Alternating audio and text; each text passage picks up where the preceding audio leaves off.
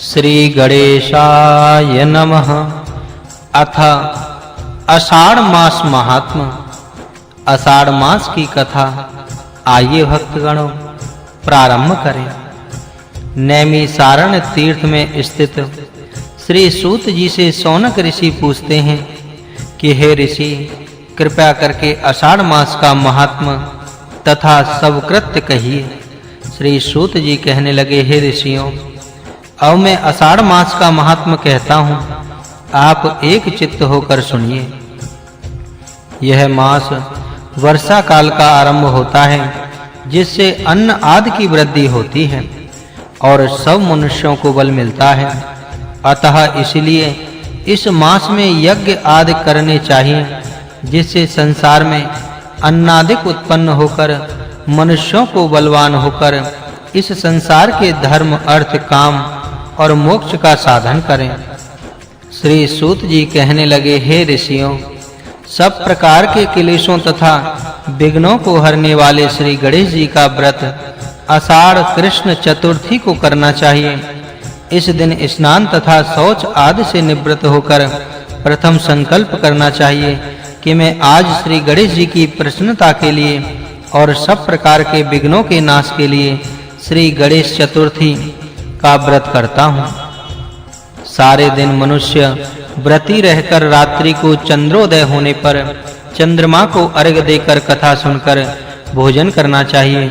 इस व्रत के दमयंती के न करने से राजा नल तथा दमयंती को अनेक प्रकार के दुख उठाने पड़े और फिर व्रत करने पर ही दुख दूर हुए।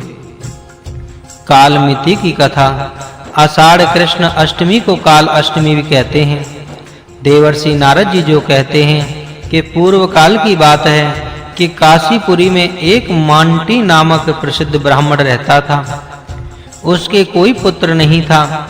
उस ब्राह्मण ने पुत्र प्राप्ति के लिए भगवान शंकर का बहुत जप किया। तब भगवान शंकर प्रसन्न होकर बोले, हे मांटे, तुम्हारे पुत्र उत्पन्न होगा, जिसका प्रभाव तथा यश मेरे समान होगा। कुछ समय पश्चात मांटी की स्त्री गर्भवती हुई, परंतु उसको धारण किए हुए 4 वर्ष हो गए और प्रसव होने में नहीं आया। तब मांटी ने उससे कहा कि हे पुत्र, तुम गर्भ के भार क्यों नहीं आते? यद्यपि इस मनुष्य देही से ही धर्म, अर्थ, काम, मोक्ष आदि की प्राप्ति होती है। गर्भ ने कहा, पिताजी, मैं सब जानता हूँ, परंतु मैं काल मार्ग से सदैव ही डरता हूँ। यह सुनकर उसके पिता मांटी फिर शंकर जी के शरण में गए और बोले कि भगवान, आप ही इस गर्भ को किसी प्रकार समझाकर प्रसव कराइए। तब भगवान की विभूतियां गर्भ को समझाने लगीं कि हे महामने मांटी कुमार, हम ज्ञान, वैराग्य और ऐश्वर्य कभी तुमसे दूर नहीं होंगे। अधर्म कहने लगा कि मैं कभी तुम्हारे पास नहीं आऊंगा। इतना कहने पर बालक बाहर निकल आया और रोने और कांपने लगा। तब विभूतियों ने कहा कि हे मांटे, तुम्हारा पुत्र अब भी काल मार्ग से डरता है, अतः इसका नाम काल भीति करके प्रसिद्ध होगा। इस प्रकार वरदान देकर वह विभु भगवान शिव जी के पास चले गए। इस बालक का जन्म आषाढ़ कृष्ण अष्टमी को हुआ था, इसीलिए इस अष्टमी को काल अष्टमी कहते हैं। इसके पश्चात काल भीति बड़ा होने पर एक बिल्व वृक्ष के नीचे बैठकर भगवान शिव का 1 करोड़ जप किया। फिर एक पैर के अंगूठे के अग्रभाग के सहारे खड़े होकर जप करने लगा। फिर जल की एक-एक बूंद लेकर जप करता रहा। फिर एक मनुष्य जल का घड़ा लेकर आया, परंतु काल भीति ने ग्रहण नहीं किया। आगंतुक ने कहा कि घड़ा मिट्टी का बना हुआ है और आग में पका हुआ है, इसलिए अत्यंत शुद्ध है। यदि आप यह कहें कि मेरे संसर्ग से अशुद्ध हो गया है, तो मैं भी पृथ्वी पर रहता हूँ, तुम भी इस पृथ्वी पर रहते हो, अतः इस प्रकार के विचार करना मूर्खों की बातें करनी है। परंतु काल भीति ने कहा कि जब तक आपके वर्ण का पता मुझे नहीं लग जाएगा, मैं आपका जल नहीं पीऊंगा। इस प्रकार काल भीति का दृढ़ निश्चय देखकर वह पुरुष सहसा अंतर ध्यान हो गया और काल भीति चकित होकर चारों ओर देखता रहा कि वह पुरुष कहाँ गायब हो गया। सहसा उसी बिल्व वृक्ष के नीचे पृथ्वी में से एक शिवलिंग उत्पन्न हुआ जो सब दिशाओं को प्रकाशित कर रहा था। तब कालभीति ने प्रसन्न होकर उसकी स्तुति की। कालभीति के इस प्रकार स्तुति करने से श्री महादेव जी ने उस लिंग में से निकलकर प्रत्यक्ष दर्शन दिए और अपने तेज से त्रिलोकी को प्रकाशित कर दिया। कालभीति से कहा कि ब्राह्मण, इस महातीर्थ में रहकर तुमने मेरी आराधना की है, इससे मैं अतिशय प्रसन्न हूँ। मैं तुम्हारी भावना देखने मनुष्य रूप में यहाँ आया था। तुमने जो मेरी स्तुति की है वह वैदिक मंत्रों के रहस्यों से भरी हुई है, अतः तुम मुझसे मन इच्छित वर मांगो। कालभीति कहने लगा कि भगवान, यदि आप प्रसन्न हैं तो सदैव यहाँ पर ही निवास करिए। यहाँ पर जो कोई भी दान पुण्य करेगा उसका फल अक्षय होगा। भगवान शंकर कहने लगे कि जहाँ लिंग वहाँ पर सदैव निवास करता है, वहाँ पर आकाश में तारकामय लिंग, पाताल में हाटकेश्वर लिंग तथा भूमंडल में स्वयं श्रीलिंग, यह तीनों ही शुभ होते हैं। इनकी पूजा अक्षय फल को देने वाली होती है। जो इस काल अष्टमी के दिन इस शिवलिंग पर जल चढ़ावेगा वह शिव स्वरूप ही हो जाएगा। वत्स, तुम नंदी के साथ मेरे दूसरे द्वारपाल हो। वत्स, काल मार्ग पर विजय प्राप्त करने के कारण तुम्हारा नाम महाकाल के नाम से इस संसार में प्रसिद्ध होगा। प्रदोष व्रत कथा। श्री सूत जी कहते हैं कि हे ऋषियों, जो कोई इस महाकाल की कथा को पढ़ता या सुनता है वह शिवलोक अवश्य ही प्राप्त करता है, इसमें कोई भी संदेह नहीं है। चैत्र कृष्ण अष्टमी की तरह आषाढ़ कृष्ण अष्टमी को भी शीतला पूजन होती है। इसकी कथा चैत्र मास में कह चुके हैं। आषाढ़ कृष्ण एकादशी को एकादशी का व्रत और एकादशियों की तरह होता है। इस एकादशी का नाम योगिनी एकादशी है। इसकी कथा हमारी बनी हुई एकादशी महात्म्य में दी हुई है। श्री सूत जी कहते हैं कि आषाढ़ कृष्ण त्रयोदशी को प्रदोष व्रत होता है। इस दिन व्रत धारण करके भगवान शिव जी का पूजन करके एक समय भोजन किया जाता है। भोजन सात्विक पदार्थों का होना चाहिए। रात्रि को जागरण करे तथा कथा सुने। इस प्रकार आर्यावर्त में चित्रवर्मा नाम का एक प्रसिद्ध राजा था। उस राजा की विष्णु तथा शिव में भक्ति थी। चित्रवर्मा के अनेक पुत्र थे और सीमंतनी नाम की कन्या थी। राजा ने ज्योतिषियों को बुलाकर कन्या की जन्म कुंडली के अनुसार भावी फल पूछे। उनमें एक अति विद्वान ज्योतिषी ने कहा, महाराज, यह कन्या दमयंती के नाम और समान परम सुंदरी, श्री सरस्वती जी के समान कलाओं को जानने वाली, लक्ष्मी के समान सब गुणों वाली 10,000 वर्ष तक अपने अपने स्वामी के साथ आनंद भोगेगी। इसके पश्चात एक दूसरे विद्वान ने कहा कि यह कन्या 14वें वर्ष में विधवा हो जाएगी। ऐसा सुनकर राजा को वज्रपात के समान दुख हुआ, परंतु यह समझ करके जो कुछ होता है वह भाग्य के अनुकूल ही होता है, उसमें देव इच्छा ही प्रबल है, ऐसा विचार कर, ऐसा सोचकर चिंता छोड़िए। सीमंतनी धीरे-धीरे शयानी हो गई और जब उसने अपने भावी वैधव्य की बात सुनी तो उसको बहुत दुख हुआ।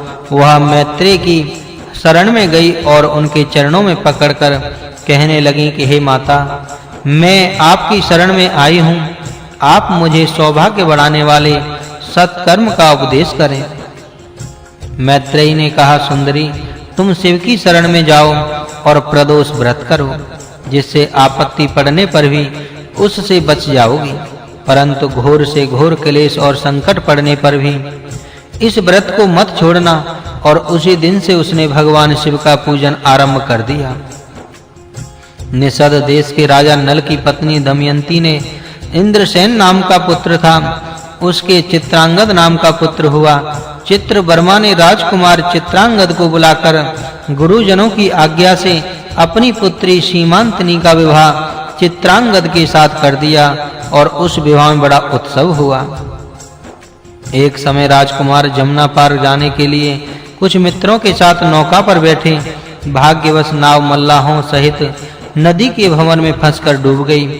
उस समय वहां पर बड़ा कोलाहल हुआ और विलाप से आकाशमंडल गूंज उठा। सीमंतनी से भी जब यह समाचार सुना तो मूर्छा खाकर गिर पड़ी। चित्रवर्मा यह समाचार सुनकर व्याकुल हो गए और यमुना के किनारे आकर मूर्छित होकर गिर पड़े। राजा इंद्रसेन ने भी सुनकर अति दुखित हुए। इसके पश्चात गुरुजनों के समझाने बुझाने पर घर लौट आए।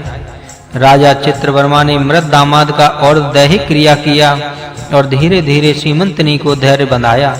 पतिव्रत सीमंतनी ने चिता में बैठकर परलोक जाने का विचार किया, परंतु पिता के स्नेह से उसे रोक लिया। तब वह विधवा का जीवन व्यतीत करने लगी और प्रदोष व्रत उसने विधवा होने पर भी नहीं छोड़ा और सदैव शिव के चरणों में वंदना करती रही। इस प्रकार 3 वर्ष बीत गए।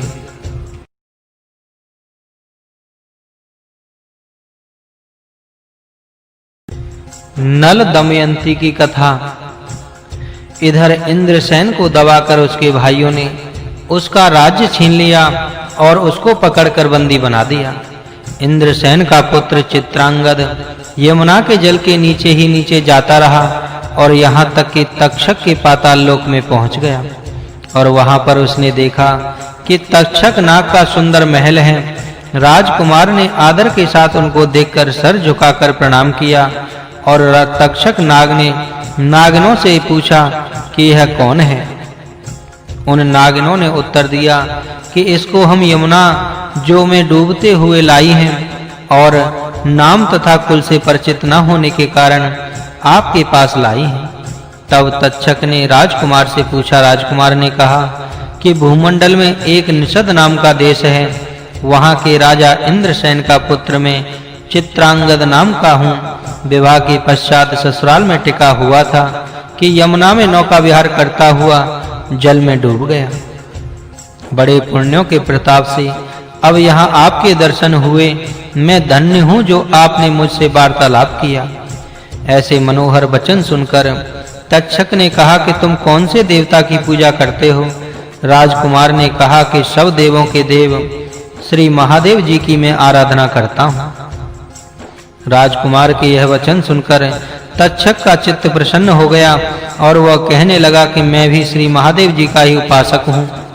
मैं तुम पर बहुत प्रसन्न हूँ क्योंकि तुम बालक होने पर भी महादेव जी के उपासक हो। मैं तुम पर प्रसन्न हूँ क्योंकि तुम बालक होते हुए भी शिव भक्ति के तत्व को जानते हो। नागराज ने कहा कि राजकुमार तुमको यहाँ किसी प्रकार की पीड़ा नहीं होगी और अच्छा अपनी इच्छा के अनुसार यहाँ पर रहोगे। तब राजकुमार हाथ जोड़कर कहने लगा कि नागराज मैंने समय पर विवाह कर लिया है।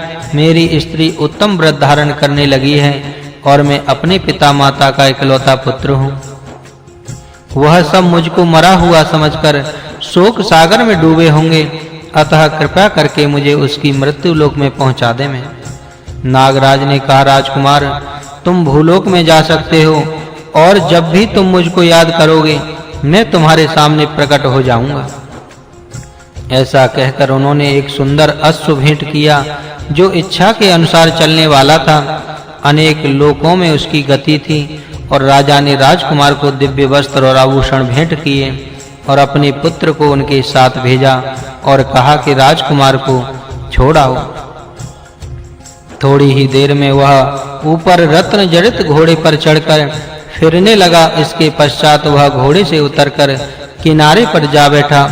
इसी समय सीमंतनी अपनी सखियों के साथ यमुना तट पर आई।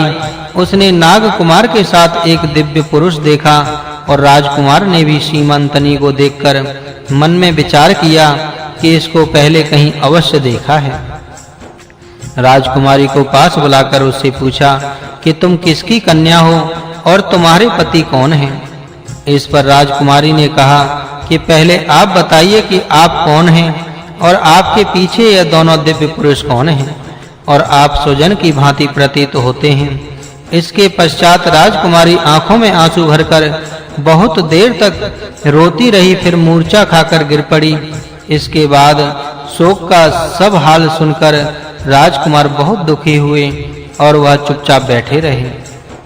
इसके बाद सीमंतनी ने बारंबार राजकुमार की ओर देखा और उसके अंग चिन्हों और स्वर आदि से तथा लक्षणों अवस्था में प्रमाण तथा रूप रंग आदि से निश्चय करके हृदय में प्रेम से अधीर हो गईं और अपने मन में विचार करने लगी कि मैत्री जी ने कहा था कि तुम घोर विपत्ति पड़ने पर भी इस व्रत को मत छोड़ना, उसी का तो यह फल नहीं है।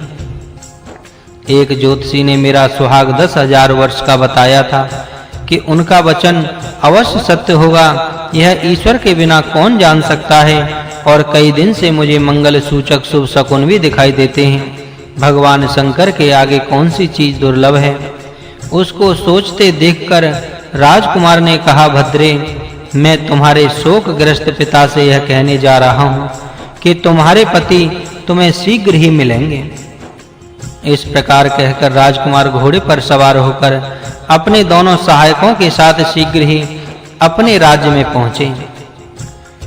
वहां पर नगर के पास ही पहुंचकर राज सिंहासन पर बैठे हुए बंधुओं के समीप जाकर नागराज के पुत्र ने कहा कि तुम सब लोग महाराजा इंद्रसेन को इसी समय कारागार से छोड़ दो। महाराज के पुत्र चित्रांगद पाताल लोक से यहाँ आ गए हैं। मैं नागराज का पुत्र हूँ, यदि आप कुछ आनाकानी करोगे तो मेरे बाणों से तुम्हारा नाश कर दिया जाएगा। नाग कुमार के यह वचन सुनकर सब कांप गए, उनका सिंहासन उनको छोड़ दिया। मेरा पुत्र आ रहा है, यह बात सुनकर राजा की आंखों में प्रेम के आंसू आ गए और वे आनंद में डूब गए। महारानी को भी यही दशा थी। मंत्री और पुरोहित आगे जाकर चित्रांगद से मिले और उनको हृदय से लगाकर महाराज के पास लाए। चित्रांगद महल में पहुंचकर अपने पिता तथा माता के चरण छुए। राजा ने अपने पुत्र को हृदय से लगा लिया। उन्होंने अपने मन में यह माना कि मेरी पुत्र वधू ने भगवान शिव की सेवा करने से यह सब हुआ है। वह मंगलमय वार्ता दूतों द्वारा महाराज चित्रवर्मा को भी कहलवा भेजी। उसने बड़ी प्रसन्नता के साथ अपनी कन्या को बुलाकर उन्होंने उसके साथ वैदव्य चिन्हों का परित्याग करवाया और उसका नाना प्रकार के आभूषणों से विभूषित कराया। कुछ दिनों के पश्चात चित्रांगद अपनी ससुराल में गए और सीमंतनी को वहां से अपने घर ले आए।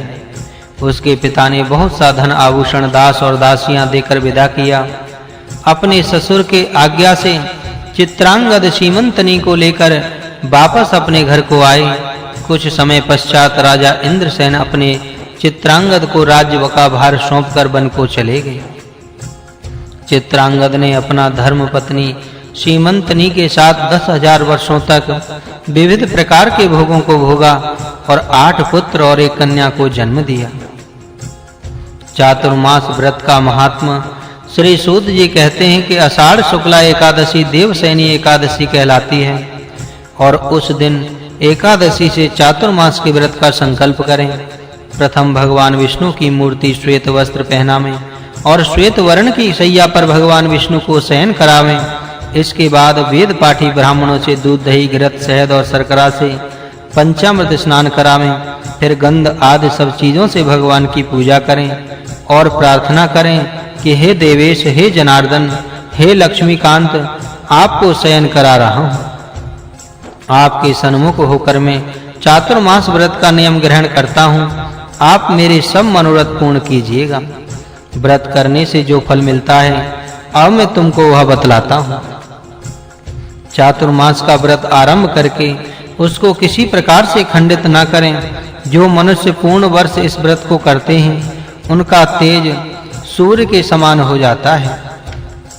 जो मनुष्य चातुर्मास में भगवान विष्णु की षोडशोपचार विधि से पूजन करते हैं वह महाप्रलय तक वैकुंठ का वास करता है।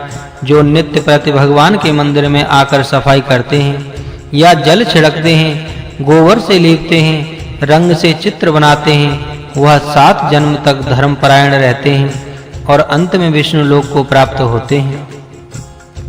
जो भगवान के निमित्त सुवर्ण कलश ब्राह्मण को दान देते हैं वह इंद्रलोक में जाकर अक्षय सुख का भोग करते हैं। जो तुलसी से भगवान की पूजा करते हैं और सुवर्ण की तुलसी ब्राह्मणों को दान देते हैं वह सुवर्ण के विमान में बैठकर वैष्णव गति को प्राप्त होते हैं। जो धूप दान करते हैं अथवा दीपक जलाते हैं या प्रदक्षिणा करते हैं, नमस्कार करते हैं तथा घुटनों के बल बैठकर दोनों हाथों का जोड़कर नमस्कार करते हैं, जो संध्या समय देवता के समय दीपक जलाते हैं, तेल का दान करते हैं, वो मनुष्य विष्णु का चरणामृत पान करते हैं। जो भगवान विष्णु के मंदिर में जाकर 108 बार गायत्री तीनों काल जपते हैं, वह पापों से लिप्त नहीं होते। गायत्री का जप और ध्यान करने से तथा उद्यापन शास्त्र की पुस्तकें दान करने से विद्या का लाभ होता है। जो मनुष्य चातुर्मास में प्रतिदिन तिल का हवन करता है, सुवर्ण का दान करता है, वह सब पापों से छूटकर मोक्ष को प्राप्त हो जाता है। जो भगवान शिव पर नित्य प्रति दुर्वांग चढ़ाता है और व्रत के अंत में सुवर्ण की दुर्वांग का दान देता है, उसके बहुत बड़ी आयु वाली संतान उत्पन्न होती है। जो 28 तौले के पात्र दान देता है, वो संसार मुक्त हो जाता है, फिर माता के गर्भ से जन्म नहीं लेता। इस प्रकार आलस्य रहित होकर चातुर्मास का व्रत करना चाहिए। व्रत के अंत में अच्छा बजने वाला घंटे का दान करना चाहिए। इसके दान करने वाला सब पापों से छूट जाता है। भगवान विष्णु के शयन समय जो मनुष्य अपनी शक्ति के अनुसार तिल सहित सुवर्ण और वस्त्र का दान करता है, वह अंत समय में शिवलोक को जाता है। जो चतुर्मास में प्रतिदिन उत्तम वस्त्र में लपेटकर दूध का घड़ा दक्षिणा सहित दान करता है और व्रत की समाप्ति पर ब्राह्मण का चमेली के फूलों से सत्कार करता है, वह पूजन करता है, तो वह अति सुंदर और सुशील स्त्री को प्राप्त करता है, और यदि कन्या हो तो उसको सुंदर पति मिलता है। यदि सारे मास पर्यंत दान देने की शक्ति ना हो तो पांचों पर्वों में दान करना चाहिए। चातुर्मास व्रत की समाप्ति वर वस्त्र आदि दान करना चाहिए।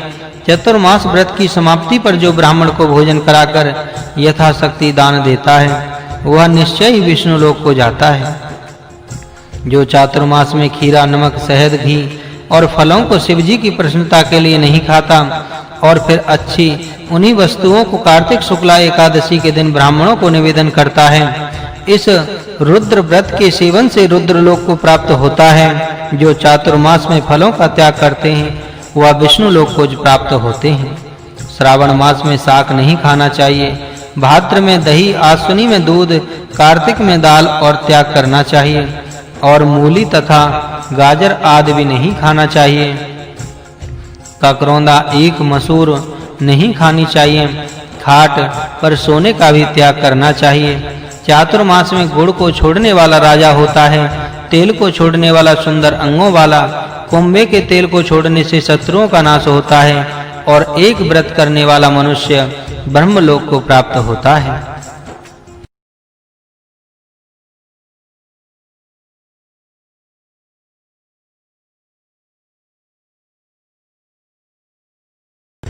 व्रतों में वस्तुओं को त्यागने का फल। जो इन चारों मास में नख और केशों को धारण करता है, वह बहुत बड़ी आयु वाला होता है। जो मनुष्य ओम नमो नारायण इस मंत्र का जप 4 मास तक करता है, उसको अनंत फल प्राप्त होता है। जो मनुष्य हरि के मंदिर में 1 लाख परिक्रमा करता है, वह विमान में बैठकर विष्णु लोक को प्राप्त होता है। 3 रात्रि पर्यंत भोजन के त्याग से स्वर्ग में देवताओं के समान आनंद भोगता है। पराये अन्न के त्याग से मनुष्य देवता तुल्य हो जाता है। जो 4 मास तक प्रजापत्य व्रत करता है, वह कामिक, वाचिक तथा मानसिक तीनों प्रकार के पापों से मुक्त हो जाता है। जो मनुष्य तृप्त कृक्ष द्वारा शयन काल को व्यतीत करता है, वह पुनरावृत्ति से मुक्त होकर परम स्थान को प्राप्त करता है। जो मनुष्य चंद्रायण व्रत द्वारा 4 मास व्यतीत करता है, वह दिव्य देह होकर शिवलोक को जाता है। जो मनुष्य 4 मास तक अन्न त्याग करता है, वह भगवान की सायुज्यता को प्राप्त करता है। जो चातुर्मास में 5 गव्य दूध, दही, घी, गौमूत्र और गोबर का भोजन करता है, वह चंद्रायण व्रत के फल को प्राप्त होता है। जिस दिन भगवान सोते हैं अथवा जिस दिन भगवान जागते हैं, उस दिन अनन्य मन होकर व्रत करने वाले मनुष्य को भगवान उत्तम गति देते हैं। श्री सूत जी कहते हैं कि आनर्त देश में एक वेदरथ नाम वाला ब्राह्मण उत्तम कुल का था। वह स्त्री पुत्र तथा विद्या से संपन्न था। उस ब्राह्मण के एक कन्या थी जिसका नाम शारदा था। वह शुभ लक्षणों से युक्त कन्या जब 12 वर्ष की हो गई तो उसका विवाह पद्म से युक्त कन्या नाभि नाम वाले एक ब्राह्मण के साथ कर दिया। उस कन्या और उस ब्राह्मण को पहली पत्नी मर चुकी थी। वह बड़ा धनी और राजा का मित्र था। विवाह के पश्चात पद्मनाभि ससुराल में सायंकाल होने पर एक सरोवर पर संध्योपासन करने के लिए गया। जब वह संध्या करके लौट रहा था कि मार्ग में उसको एक सर्प ने काट लिया, जिससे उसकी मृत्यु हो गई। तब उसके भाई बांधव रोने लगे। सास ससुर और वह कन्या सभी शोक सागर में डूब गए। भाई बंधु मृतक का दाह संस्कार करके अपने अपने घरों की ओर लौट गए और विधवा शारदा अपने पिता के घर में रह गई। एक दिन मध्रुव नाम वाला कोई अंधा मुनि अपने शिष्य का हाथ पकड़े हुए शारदा के घर आ गया। जिस समय वह घर पर आया तो शारदा के भाई कहीं बाहर गए हुए थे। शारदा ने मुनि को नमस्कार किया। शारदा ने भक्ति भाव से मुनि के पांव धुलाए और पंखे से हवा करके उन्हें संतुष्ट किया।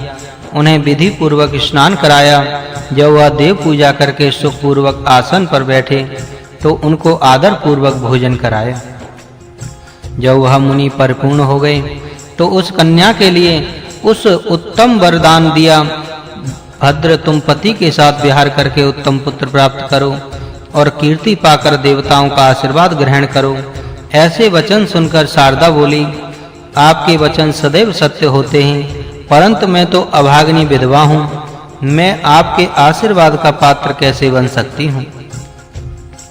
मुनि बोले, मुझ अंधे तुमको न देखने के कारण जो वर देना था दे दिया। अब इसको अवश्य सिद्ध करूंगा। तुम महेश्वर का प्रदोष व्रत करो, उसके प्रभाव से तुम शीघ्र ही कल्याण भागिनी बन जाओगी।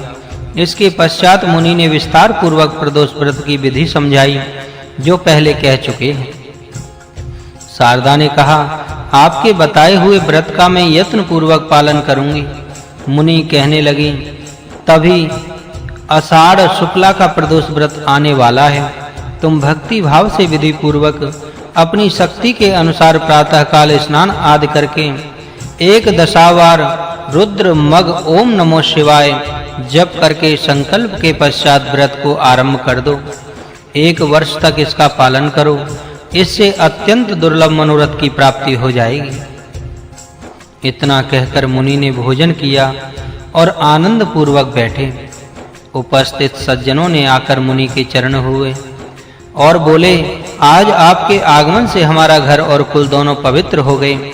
आप हमारे घर के पास ही निवास करें और जो यह घर का मठ है आपके स्नान के लिए बहुत उपयोगी है।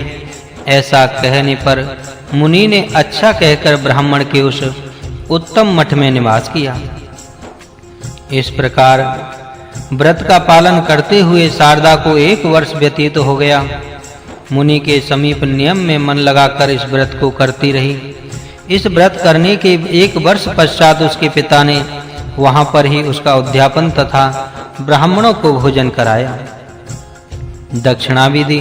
शारदा ने उस दिन भी व्रत का पालन किया और सारी रात जागरण करके मुनि के मंत्र का जप करती रही।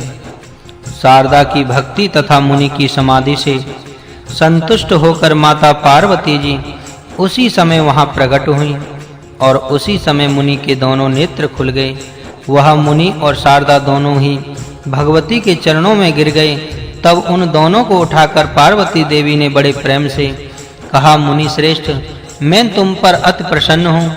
आप अपनी रुचि के अनुसार कोई भी दुर्लभ वर प्रदान कर लो। मुनि कहने लगे, माता, यह शारदा नाम की लड़की विधवा हो गई है। मैं अंधा होने के कारण इसकी सेवा से संतुष्ट होकर इसको किसी बात को न जानकर यह वरदान दे चुका हूँ कि तुम अपने पति के साथ चिरंकाल तक विहार करके उत्तम पुत्र की प्राप्ति करो। मेरे इस वचन को सत्य कीजिए, आपको प्रणाम है। तब श्री पार्वती जी कहने लगी कि ब्राह्मण पूर्व जन्म में शारदा एक द्रविड़ ब्राह्मण की द्वितीय पत्नी थी। इसका पति इसको बहुत प्रेम करता था और इसके छल कपट से अपने पति को वश में किया हुआ था और अपनी ज्येष्ठ पतिव्रता पत्नी से कभी बात भी नहीं करता था। इसलिए वह बेचारी मन ही मन में अति दुखी रहा करती थी। इसी दशा में समय पाकर उसकी मृत्यु हो गई। इसी शारदा के घर के पास एक तुरण ब्राह्मण रहता था। वह इस पर आसक्त हो गया। एक दिन उसने कामातुर होकर इसका हाथ पकड़ लिया, परंतु इसने क्रोध में आकर दूर भगा दिया। परंतु वह प्रतिदिन इसी का चिंतन करके मृत्यु लोक को प्राप्त हो गया। इसने अपने स्वामी को वश में करके ज्येष्ठ पत्नी से विमुख कर दिया था, इसलिए यह विधवा हो गई। और जिस ब्राह्मण ने इसका हाथ पकड़ा था वह उस पाप से दूसरे जन्म में इसका पाणिक ग्रहण वाले पात्र पकड़ा से मृत्यु को प्राप्त हुआ। पूर्व जन्म में जो इसका पति था वह इस समय एक श्रेष्ठ ब्राह्मण है। यह शारदा स्वप्न काल में अपने उस पति के साथ रति सुख अनुभव करेगी। स्वप्न अवस्था में पति संगम से यह वेद और वेदांगों को जानने वाला अति विद्वान पुत्र प्राप्त करेगी। वे ब्राह्मण भी तुमको देखकर पहचान लेगा। उस समय तुम दोनों में वार्तालाप होगा। ऐसा समय आने पर तुम अपने विद्वान पुत्र को उन्हीं को समर्पण कर देना, परंतु स्वप्न मिलने के सिवा कभी भी शारीरिक संगम नहीं करना। समय आने पर जब वह ब्राह्मण मृत्यु को प्राप्त होगा तुम उसके साथ सती होकर मेरे धाम को प्राप्त हो जाओगी। ऐसा कहकर श्री जगत माता अंतर्ध्यान हो गईं। रात्रि व्यतीत होने पर नूतन नेत्र पाए हुए उस धर्म मुनि के उसके माता पिता को सब वृतांत सुनाया और उसके पश्चात वह चले गए। इस प्रकार कुछ दिन बीतने पर शारदा ने अपने पति का सौभाग्य सुख प्राप्त किया। श्री पार्वती जी के वरदान से उसके गर्भ की स्थिति हो गई। सब उसको व्यभिचारिणी कहकर धिक्कार देने लगे। उसी समय आकाशवाणी हुई कि ना तो इस कन्या ने कोई ऐसा पाप किया है और ना ही इसने अपने कुल को कलंक लगाया है। कई दुष्टों ने यह कहा कि यह आकाशवाणी झूठी है। उनकी जिह्वा के कटकर दो टुकड़े हो गए, परंतु आकाशवाणी सुनकर उसके माता-पिता की बहुत प्रसन्नता हुई। सबने साधु साधु कहकर शारदा की बहुत ही प्रशंसा की और इसे माता पार्वती जी का आशीर्वाद माना। कुछ समय पश्चात समय आने पर शारदा ने एक तेजस्वी बालक को जन्म दिया। वह बालक बचपन में ही विद्या पढ़कर परम विद्वान हो गया था। एक समय बहुत से मनुष्य शिव पर्व आने पर गोकर्ण तीर्थ जाने लगे, तो सती शारदा भी अपने पुत्र के सहित गोकर्ण तीर्थ गई। वहां पर उसने अपने पूर्व के पति को देखा। उनको देखकर शारदा प्रेम मगन हो गई। ब्राह्मण भी रूप और लक्षण से युक्त स्वप्न में सदा भोगी जाने वाली इस स्त्री को पहचान कर कहने लगे कि तुम कौन हो, किसकी पुत्री हो, तुम्हारा देश कौन सा है। इस प्रकार पूछने पर शारदा ने सारा वृतांत उनको कह सुनाया और फिर कहने लगी कि यह पुत्र आप ही का है। राजा दक्ष के यज्ञ की कथा। इस प्रकार पूछने पर श्री शारदा जी ने सारा वृतांत उनको कह सुनाया और कहने लगी कि यह पुत्र आप ही का है। ब्राह्मण बहुत प्रसन्न हुए और उन्होंने पुत्र को गले से लगाया। शारदा के माता-पिता की आज्ञा से दोनों ही माता-पिता तथा पुत्र को अपने घर ले आए। जब कुछ समय पश्चात वह मृत्यु को प्राप्त हो गया तो शारदा उसके साथ सती हो गईं और दोनों दिव्य देह होकर शिवलोक को चले गए। इस प्रकार भगवान के प्रदोष व्रत करने वाला भोग और मोक्ष को दोनों को ही पाता है। इसी पूर्णमासी को व्यास पूजा या गुरु पूर्णिमा भी कहते हैं। इस दिन शिष्य अपने गुरु की पूजा करते हैं तथा यथासंभव गुरु को भेंट देते हैं। इसी पूर्णमासी को कोकिला व्रत को भी किया जाता है। जब भी आषाढ़ का अधिक मास आता है तब ही इस व्रत को किया जाता है। यह व्रत भी सौभाग्य का देने वाला है। यह व्रत एक मास तक जिस वर्ष में 2 आषाढ़ हों, प्रथम आषाढ़ की पूर्णमासी से दूसरे आषाढ़ की पूर्णमासी तक किया जाता है। इस व्रत को करने वाली स्त्रियां सूर्योदय से पहले उठकर शौच आदि से निवृत्त होकर सुगंधित आंवले का तेल लगाकर स्नान करती हैं। 8 दिन ऐसा करने पर शरीर में पीसकर लगाती हैं और प्रातः काल सूर्य भगवान का पूजन करती हैं। एक समय प्रजापति दक्ष ने यज्ञ किया। उन्होंने द्वेष भाव से श्री शिवजी को नहीं बुलाया, परंतु श्री शिवजी के मना करने पर भी श्री पार्वती जी यज्ञ में चली गईं और वहां जाकर भगवान शिवजी का अपमान न सहन कर सकीं और यज्ञ कुंड में कूदकर अपने देह का त्याग कर दिया। भगवान शिवजी के पता लगने पर उन्होंने वीरभद्र उत्पन्न किया, जिसने दक्ष का यज्ञ विध्वंस कर दिया और देवताओं को अंगभंग कर दिया। तब देवता भगवान विष्णु के पास गए और उनके आग्रह से श्री शिवजी ने देवताओं को पूर्ववत कर दिया, परंतु श्री पार्वती जी को आज्ञा का उल्लंघन करने के अपराध में कोयल बन जाने का आदेश दिया। इसके पश्चात अवधि पूरी होने पर 1 मास तक इस व्रत को करने से हिमाचल के घर जन्म लेकर श्री शिवजी की अर्धांगिनी बनी। अतः स्त्रियों का यह धर्म है कि सदैव किसी भी अपने पति की आज्ञा को भंग न करें। इति आषाढ़ मास महात्म्यं समाप्तम्।